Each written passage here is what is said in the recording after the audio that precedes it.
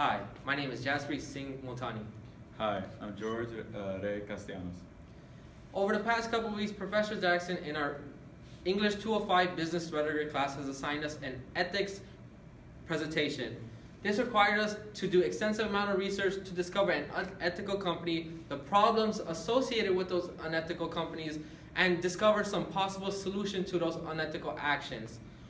Over hours and hours of research, we came to the conclusion that Monsanto was the most unethical, the most relevant to our time, and their actions affect the population and the environment. Now we will begin discussing our introduction to Monsanto.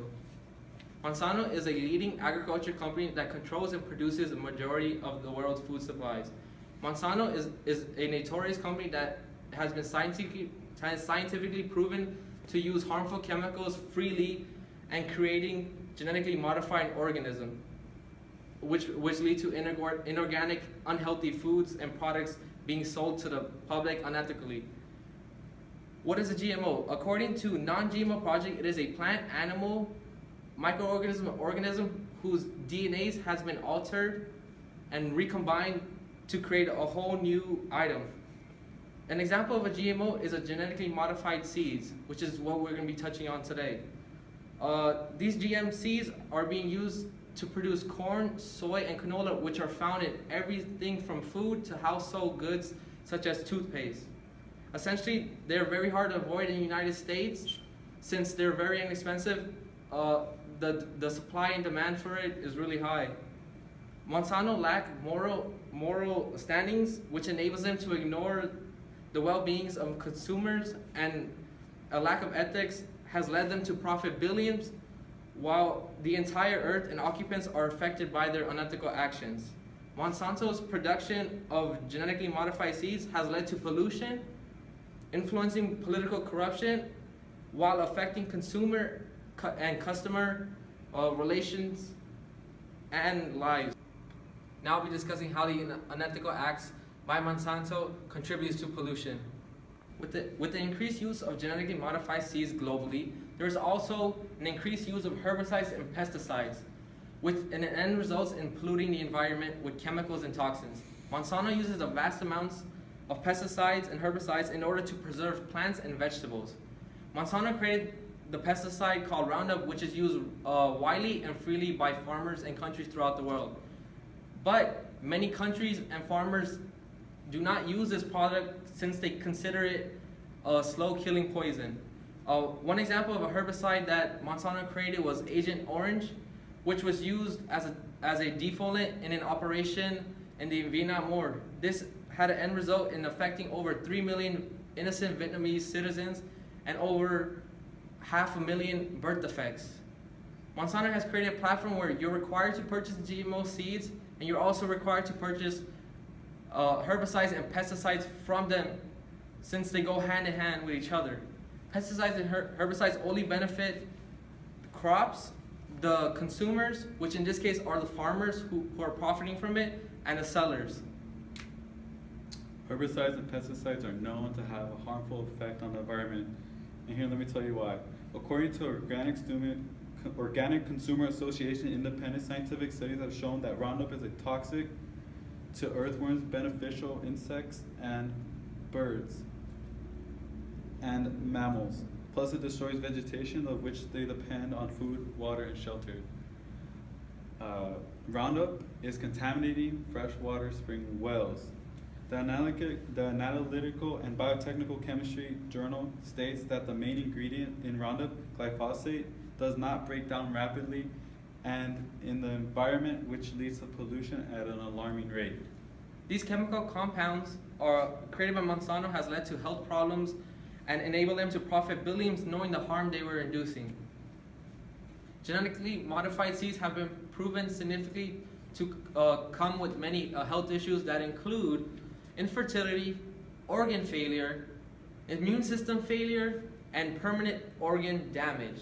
GMO's health risks also include the production of new allergens, increased toxicity, decrease in nutrition, and antibiotic resistance.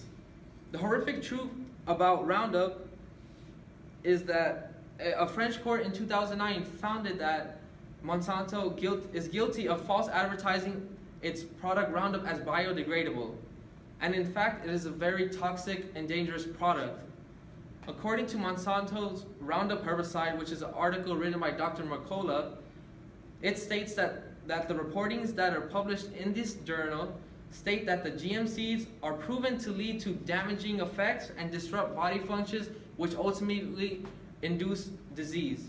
Human genes are affected since the foods we consume are genetically modified, foods that were created from GM seeds. So affecting a GM seed will initially affect us among consumption. According to Seeds of Death, which was a documentary we watched while we were researching this topic, the movie states that thousands of plant biochemicals have been shown to have toxic effects on animals. So with that being said, if they have toxic effects on animals, they will also have toxic effects on humans who consume these same plants.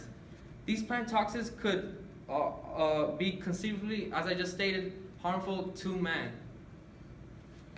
95% of genetic modifications are done using chemicals which makes them resistant to herbicides and pesticides, which in essence is saying that if you are consuming food that has been modified to the point where it is actually unhealthy for you because it will permanently change your genes, and which is a very unethical practice that Monsanto is doing, and it also is affecting your behaviors today. In summary, with everything we just said, it's been proven by science and many different journal articles that GMO seeds only lead to health risks, yet they're still available in the market and are being mass-produced by Monsanto and many other unethical agricultural companies. Monsanto will do anything in power to assure the success of its corporation. It is pretty obvious that Monsanto is a corporate powerhouse. To protect their assets, they intimidate small farmers by allowing their employees to go on unofficial visits to these farms, making serious threats. They also sue these small farmers in risk of copyright infringements, since they have many patents that they have taken out with the United States government regarding their GMO products, like GMO seeds, herbicides, and pesticides. With these patents that have been created by the U.S. government, they have the legal right to take revenue if any of the seeds, herbicides, or pesticides end up in unofficial land. Monsanto is known to employ hundreds of lobbyists whose job is to protect Monsanto and deregulate anything that they do. According to David Michelson, the Monsanto Protection Act states that it is effectively bars federal courts from being able to hit the sales or planting or controversial genetic modified, as known as GMOs, or genetically engineered GE seeds, no matter what health issues may arise concerning the GMOs. With that being said, pretty much this allows them freedom.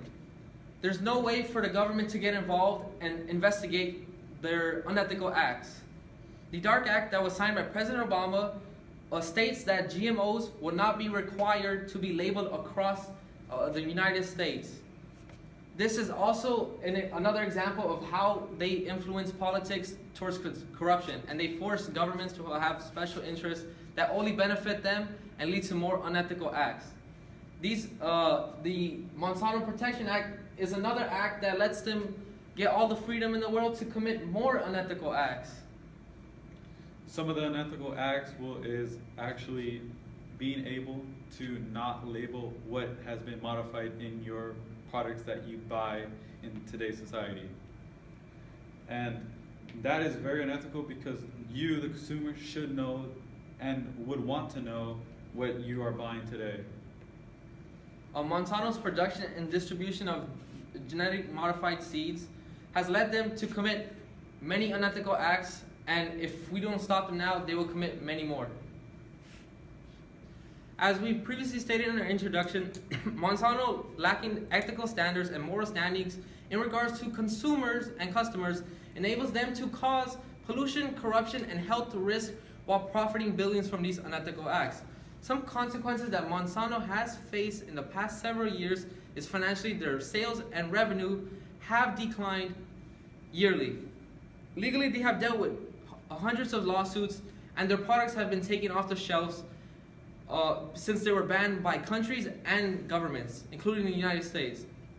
Regarding the social aspect, they have tarnished their corporation's name due to them committing so many unethical acts. Consumers lost trust in this company. As soon as consumers lost trust in this company, consumers decided to do business elsewhere, which led to Monsanto's decline in sales revenue. The ethical standards that Monsanto should integrate are the utilitarian approach and the virtue approach, since they are clearly ignoring these two ethical standards.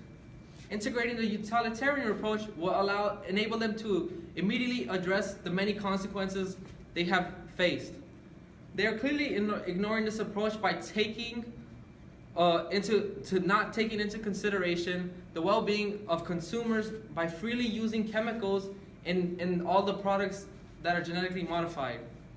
They are ignoring the fact that they are causing more harm than good. With the utilitarian approach, if they go for it, they'll be able to do more harm than good, which only bring positive benefits towards the company. For example, the utilitarian approach will allow them to build a more reputable reputation and alleviate all attention around the corporation. The reason why the utilitarian approach would be the best for Monsanto to do is because it will also help build a reputation. It will also enable them to deal with the consequences that they have made, and it will help garnish their reputation. Integrating the virtue approach will allow them to consider the effects of the actions before actually following through with them. For example, Monsanto claims that they do consider the effects of their actions while making decisions, yet they failed and many times to make ethical decisions.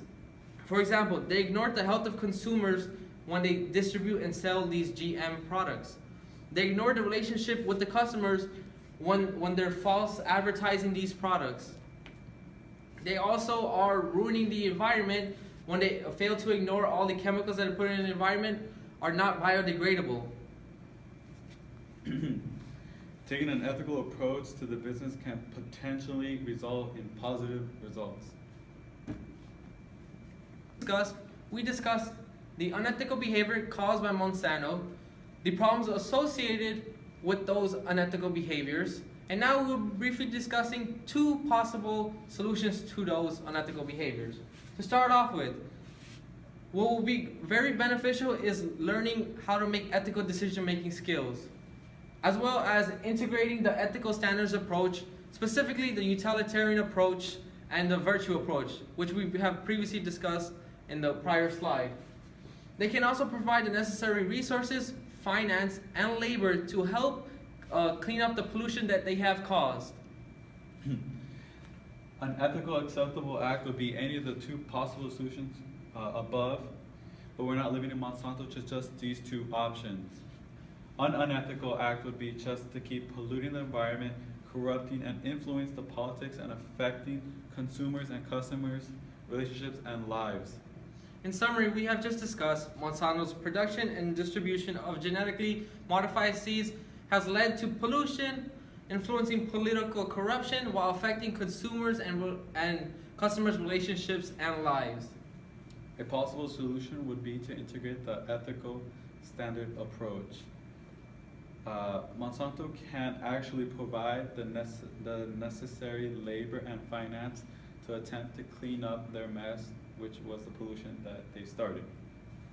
Monsanto has done many unethical business-related actions, but if they really want to fix the consequences that occurred due to those unethical actions, they need to learn how to make ethical decisions.